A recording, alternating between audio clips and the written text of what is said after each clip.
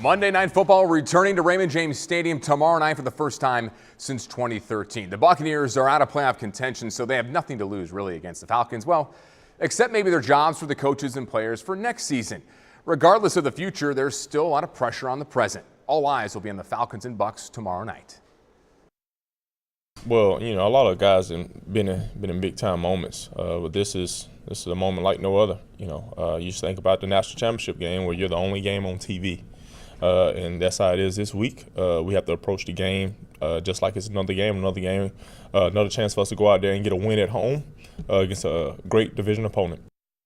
And remember, 3 weeks ago, the Bucs went up to Atlanta and got torched by the Falcons and wide receiver Julio Jones. Now, he comes to Ray J tomorrow, and hopefully this time, the now Tampa Bay defense has been pretty badly depleted and injured, has a better game plan.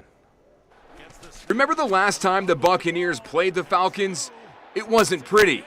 Julio Jones torched the Buccaneers for 253 yards and 2 touchdowns, a career game for a future Hall of Famer, resulting in another Bucs loss. You'd think the two coaches that coached Jones while in Atlanta, Dirk Koetter and Mike Smith, would have known his weaknesses, but apparently they didn't. The Bucs tried 14 different defensive coverages on Jones in that game, and none of them worked. Hey, maybe the answer is Brent Grimes. He didn't guard Jones once in that game when Matt Ryan targeted him. That's up to the coach. I don't really determine that, so we'll see. I don't want to talk about how we're gonna do it. But, you know, we're planning on playing a lot better than we did the last time, that's for sure.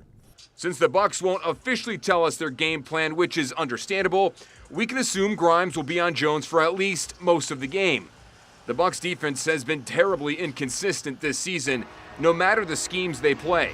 Sure, injuries have played a factor, but so has their overall play in coaching. The Bucs' stats and record proves it. It's frustrating for the fans, I'm sure. It's frustrating for us as coaches. We've had many opportunities to put it away defensively, and we haven't gotten it done. The Bucs D has 3 games left now to show improvement and hopefully help the team to some wins before the season ends and the roster retooling begins.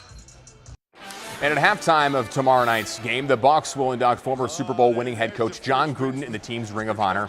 Gruden will also be calling the Monday Night Football game on ESPN. There's been growing speculation Gruden would want to come back to coaching. Bucs fans hope if Gruden comes back, it would be to the Buccaneers, if Dirk Koetter doesn't return.